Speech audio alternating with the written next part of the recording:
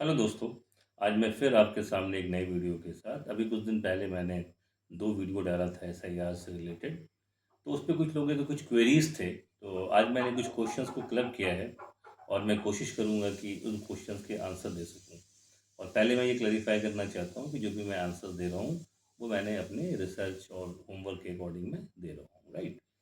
तो कई मैंने 11 क्वेश्चंस को कवर किया है यहाँ पर। तो किसी एक व्यूअर का क्वेश्चन था कि वो सऊदी जाने वाले हैं और अगर उनका एसआईआर में नाम आता है तो क्या उनको इंडिया में ईआरओ के पास रहना पड़ेगा? तो मैं इसके बारे में बताऊं कि अगर उन्हें नोटिस आया है तो वो नोटिस ऑनलाइन या बीएलओ के माध्यम से सबमिट कर सकते हैं, जो डॉक्यूमेंट्स हैं उस नोटिस के अकॉर्डिंग। और उसके बाद जो नोटिस में डेट होगा उसमें ईआरओ के पास प्रेजेंट होना है। लेकिन अगर वो नहीं है तो उनके बिहाफ में कोई भी उनके फैमिली मेम्बर्स प्रेजेंट हो सकते हैं। तो ये था पहले क्वेश्चन का आंसर। दूसरा सवाल किसी ने किया है कि क्या वो बीएलओ के पास ऑफ़लाइन, मतलब क्या वो ऑफ़लाइन फ़ॉर्म जमा कर सकते हैं? देखिए, सबसे पहले हमें समझना पड़ेगा कि ये जो एसआईआर हो रहा है उसमें कोई ऑफ़लाइन का कंसेप्ट नहीं है। हमें लगता है कि ऑफ़लाइन है बट एक्चुअली में ऑनलाइन होता है। तो अगर हमें नोटिस आता है तो जो डॉक्यूमेंट सबमिट करेंगे उसे हम 2 तरीके से कर सकते हैं। अगर आप खुद से करना चाहें तो वोटर्स ईसीआई की साइट पे जाएँगे, वहाँ से आपका लिंक है सबमिट डॉक्यूमेंट अगेंस्ट नोटिस और वहाँ जाके अपने डॉक्यूमेंट को सबमिट कर सकते हैं। दूसरा तरीका ये है कि आप अपने डॉक्यूमेंट को बीएलओ के पास देंगे तो आपको लगेगा कि ऑफ़लाइन दे रहे हैं, लेकिन एक्चुअली बीएलओ भी अपने ऐप से उस डॉक्यूमेंट को सबमिट करेगी, जो कि अल्टीमेटली ऑनलाइन हो जाएगा और उसी डेटाबेस में जाकर के वो स्टोर हो जाएगा। तीसरा सवाल है, ड्राफ्ट के बाद नाम कट सकता है क्या? बिल्कुल, ड्राफ्ट के बाद कई सारे नाम कट सकते हैं। जैसे झारखंड का केस अगर मैं लूँ, झारखंड के बारे में बता रहा हूँ मैं। यहाँ पे करीब 2 करोड़ 20 लाख लोगों के नाम आए हैं। उनमें से 63 लाख लोगों को नोटिसेज़ हैं, राइट? उन 63 लाख लोगों के पास जो नोटिसेज़ जाएँगे और जो जस्टिफ़ाई कर पाएँगे अपने डॉक्यूमेंट के हिसाब से, उनका ड्राफ्ट रोल से फाइनल रोल में नाम चला जाएगा। लेकिन अगर किसी कारणवश कोई जस्टिफ़ाई नहीं कर पाया अपने डॉक्यूमेंट्स के अकॉर्डिंग, तो उनका नाम फाइनल लिस्ट से कट जाएगा। चौथा सवाल है, name mismatch of father, different names for different child. अब एक ये क्वेश्चन है बहुत ही इंटरेस्टिंग कि मान लीजिए किसी के 3 बच्चे हैं और तीनों ने अपने फादर का नाम अलग-अलग लिखा है। अलग-अलग का मतलब ये हुआ, किसी ने लिखा हुआ है फॉर एग्ज़ाम्पल कोई है फॉर एग्ज़ाम्पल सलीम खान। तो एक्चुअली में कैंडिडेट का नाम है, जो उनके फादर हैं सलीम खान, या मान लीजिए उनके फादर का नाम है मोहम्मद सलीम खान। मोहम्मद सलीम खान पूरा लिखा हुआ है।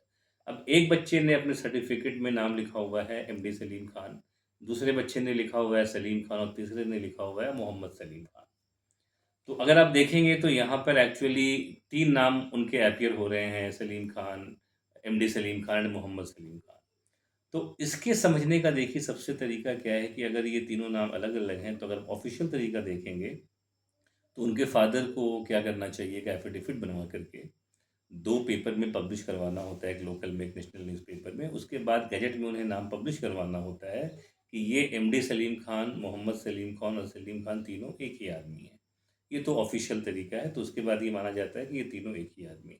बट यहाँ पे बच्चे क्या करें अगर उनके नामों में अलग-अलग है? तो मेरे हिसाब से, मेरी ये अपनी ओपिनियन है एज़ पर माय एनालिसिस, कि आप इसमें जिन जिन बच्चे का मोहम्मद सलीम खान लिखा हुआ वो तो मैच कर गया। 2 बच्चों को, और कई केसेज़ में क्या होता है, ये अंडरस्टूड होता है कि एमडी और मोहम्मद सेम ही नाम है। तो आई थिंक उनको भी इश्यू नहीं होगा। जो तीसरा जिन्होंने सलीम खान लिखा है, जबकि फ़ादर का नाम मोहम्मद सलीम खान है, तो क्वाइट पॉसिबल कि अगर वो 87 के पहले उनका जन्म है, तब तो उनके सर्टिफ़िकेट से ही काम चल जाएगा। अगर वो 87 से 2004 के बीच के हैं, तब उन्हें अपने एक फ़ादर के बदले वो मदर का डॉक्यूमेंट दे दें। हो सकता है कि उनकी मदर का नाम 10th के सर्टिफ़िकेट में सही लिखा हो और माँ का सर्टिफ़िकेट सही है, तो उससे मैच करवा के दे दें, राइट? प्रॉब्लम कहाँ पर आएगी कि जहाँ पर वो अगर 2004 के बाद उनका बर्थ है और मदर एंड फादर दोनों का डॉक्यूमेंट देना है, तो वहाँ पर एक ये इश्यू आ सकता है। तो ये एफ़िडेविट वाला काम करेगा, लेकिन अभी तो शॉर्ट टाइम है, तो ये एक मुश्किलात आ सकती हैं। तो इसको आप देखेंगे कि कोई और डॉक्यूमेंट या कैसे करना है, थोड़ा उस पे आपको एक बार समझना पड़ेगा, राइट? क्योंकि फ़ादर के नाम में अगर हर डॉक्यूमेंट, या फ़ादर का कोई ऐसा डॉक्यूमेंट हो जहाँ पर मोहम्मद ना लिखा होगा, तो उसको उस तरीके से आप दिखा सकते हैं। बट इसमें क्वाइट, जो 2004 के बाद वाला केस है, इसमें कोई प्रॉब्लम आ सकती है अगर उन्होंने एफ़िडेविट या गज़ट में नहीं छपवाया है। 5वां सवाल है कि कितने डॉक्यूमेंट दिए जा सकते हैं? तो यहाँ पे जो डॉक्यूमेंट्स की बात है, एक्चुअली आप सुनते होंगे कोई 11 बोल रहा है, कोई 12 बोल रहा है। अगर आप ईसीआई की वेबसाइट पे देखें तो यहाँ पर 13 डॉक्यूमेंट्स होते हैं। इसमें कि पहला है सेंट्रल स्टेट पीएसयू की जो भी आईडी है या पेंशन ऑर्डर है, या मान लीजिए कोई ऐसी आईडी और सर्टिफिकेट डॉक्यूमेंट ये जो गवर्नमेंट या लोकल अथॉरिटीज़ ने दिया है आपको, या बैंक या एलआईसीज़ ने, या कोई पीएसयू दिया है, लेकिन वो 1987 के बाद का होना चाहिए, जो मैंने दूसरा पार्ट बताया। तो मैं 13 की बात बता रहा हूँ। तीसरा बर्थ सर्टिफिकेट है, चौथा पासपोर्ट है, पाँचवाँ मैट्रिक के जो डॉक्यूमेंट्स हैं, पासिंग सर्टिफिकेट या ओरिजिनल सर्टिफिकेट, पीआरसी आपका है, permanent resident certificate, forest right certificate है, कास्ट सर्टिफिकेट है, अगर NRC national register of citizens में अगर नाम है, उससे कर सकते हैं। फैमिली रजिस्टर अगर है गवर्नमेंट ने या लोकल अथॉरिटीज़ ने दिया है, लैंड नोटिस या हाउस अलॉटमेंट अगर हुआ है गवर्नमेंट के थ्रू, तो वो दे सकते हैं आप। आधार लेटर, लेकिन आधार लेटर में एक ट्विस्ट क्या है कि ये एक जो लेटर नोटिस 23/2025 आई थिंक है, वीआरएस, तो एक लेटर जारी हुआ है, उसके अकॉर्डिंग देना है। तो जनरली इससे ये मालूम पड़ता है कि आधार के अलावा आपको एक और डॉक्यूमेंट देना ही पड़ेगा। और तीसरा 13वां है कि एक्सट्रैक्ट ऑफ इलेक्टोरल रोल, अब चूँकि बिहार में एसआईआर हो चुके हैं, तो वहाँ के अगर इलेक्टोरल रोल के एक्सट्रैक्ट हैं, तो वो दे सकते हैं।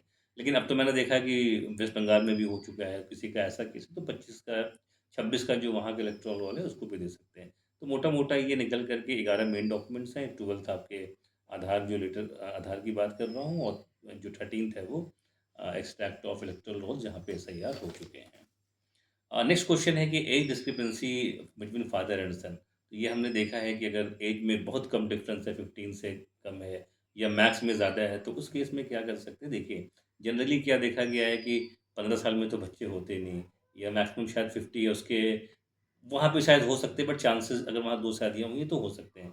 तो जनरली क्या आप देखेंगे कि जो वोटर लिस्ट फादर और सन का जो डेट ऑफ बर्थ है वोटर आईडी में किसी का गलत लिखा हुआ है। तो सबसे पहले ये देखें, अगर गलत लिखा हुआ है तो उसको फॉर्मेट भर करके आप सही कर लें, राइट? और अगर लगता है कि नहीं 50 इयर्स वाला जो डिफरेंस है, तो वहाँ पर आपको प्रूफ करना पड़ेगा कि हाँ एग्ज़ैक्टली डिफरेंस है बाय 2 मैरेजेस, या आप दूसरा काम कर सकते हैं कि अपना और मदर का डॉक्यूमेंट दिखा सकते हैं, अगर 87 के बाद का आपका बर्थ है। 7वां क्वेश्चन है कि हाउस नंबर वैरी, जो यहाँ वोटर लिस्ट पब्लिश हुए हैं, उसमें हाउस नंबर वैरी कर रहे हैं। तो इस एसआईआर में झारखंड का केस अगर देखेंगे, तो ऑनलाइन में तो कोई ऑप्शन था नहीं कि हाउस नंबर डालने का। ऑफलाइन में भी बहुत कलेक्ट हो नहीं पाया, तो हाउस नंबर पे ज़्यादा कंसंट्रेट ना करें। अभी सबसे इम्पोर्टेंट है कि आपका इलेक्टोरल रोल में नाम सही आ गया हो, एज सही आ गया हो, और जो आपका सेक्स है मेल फीमेल, वो चीज़ें सही आ गई हों। तो हाउस नंबर पे उतना भी कंसंट्रेट नहीं करना है। 8वां क्वेश्चन है कि अगर आधार कार्ड और वोटर लिस्ट में आपकी डेट ऑफ बर्थ मिसमैच है, तो क्या करें? तो देखिए, अगर डेट ऑफ बर्थ मिसमैच है, अगर आधार में सही है और वोटर आईडी में गलत है, तो वोटर आईडी में आप फॉर्मेट भर करके सही कर सकते हैं। और आधार में अगर गलत है, तो जनरली इसको आप अगर 10th पास हैं, तो उसको 10th से मैच करा लीजिए। बट यहाँ पे ट्रिक ये है कि आधार में जो डेट ऑफ बर्थ चेंज होते हैं, वो एक ही बार होते हैं, तो बड़ी सावधानी के साथ करें। लेकिन अगर वोटर आईडी कार्ड में है, तो फॉर्मेट भर करके इसे आप अभी सही कर सकते हैं। 9th क्वेश्चन है कि एमडी और मोहम्मद का अगर सिंक है, तो जनरली देखिए जो सॉफ्टवेयर इनके एल्गोरिदम लिखा हुआ है, तो एमडी और मोहम्मद को जनरली वो सेम मानते हैं कि वो सेम ही तरह की चीज़ें हैं। लेकिन कोशिश करें कि आने वाले टाइम में अगर किसी को बच्चे होते हैं, तो जब मोहम्मद लिखें तो पूरा मोहम्मद नाम लिखें, एमडी ना लिखें। क्योंकि एमडी का हिंदी में मद हो जाता है। आप देखिए, जब पासपोर्ट बनाएँगे, तो एमडी को वो ऑटोमैटिकली मोहम्मद में कन्वर्ट कर देता है, या वोटर आईडी कार्ड में भी करता है। तो आगे के लिए कोशिश करें कि मोहम्मद अगर किसी का नाम है, तो पूरा मोहम्मद लिखा करें। 10th क्वेश्चन है, if Aadhaar could be given, yes Aadhaar could be given, but उसके साथ आपको एक और डॉक्यूमेंट लगाना पड़ेगा, क्योंकि हमने बताया अभी को कि आधार के साथ एक लेटर पब्लिश हुआ था, उसके अकॉर्डिंग वो डॉक्यूमेंट सबमिट करना है या काम करना है। एक और क्वेश्चन है कि क्या जो डॉक्यूमेंट्स हम देंगे, क्या वो 1987 के पहले के होने चाहिए या बाद के होने चाहिए? तो अगर मैं जितना समझ पा रहा हूँ ईसीआई के इंफॉर्मेशन से, उसमें क्या है कि अगर कोई आईडी या सर्टिफिकेट डॉक्यूमेंट गवर्नमेंट या लोकल अथॉरिटीज़ या बैंक एलआईसीज़ वगैरह से पब्लिश हुआ है, तो वो 1987 के पहले के होने चाहिए। और बाकी शायद मान लीजिए आपका बर्थ सर्टिफिकेट है, उसमें खुद ही मेंशन हो रहा है कि इनका बर्थ इस ईयर में हुआ है। तो जो मैंने पहला बताया आईडी सर्टिफिकेट डॉक्यूमेंट जो गवर्नमेंट अथॉरिटीज़ से दिया गया है, बैंक, एलआईसी वगैरह, वो 87 के पहले के होंगे, और बाकी मुझे लगता नहीं है कि 87 के पहले के होने चाहिए। अगर पासपोर्ट वगैरह ये सारी चीज़ें हैं, अब उसमें डिपेंड करता है कि 87 के बाद आपका जन्म है तो 2 डॉक्यूमेंट्स रिक्वायर्ड, 2004 के बाद ये है तो 3 डॉक्यूमेंट्स रिक्वायर्ड, पेरेंट्स एंड अपना, और 87 के पहले के हैं तो सिंपल एक डॉक्यूमेंट से आपका काम हो जाएगा। ये हमारे कुछ सवालात थे जिसका मैंने आंसर करने की कोशिश की है, और ये मैंने अपनी नॉलेज के अकॉर्डिंग थोड़ी शॉर्ट वीडियो में बनाई ताकि आप लोग आसानी से इसको समझ पाएँ। Thank you very much.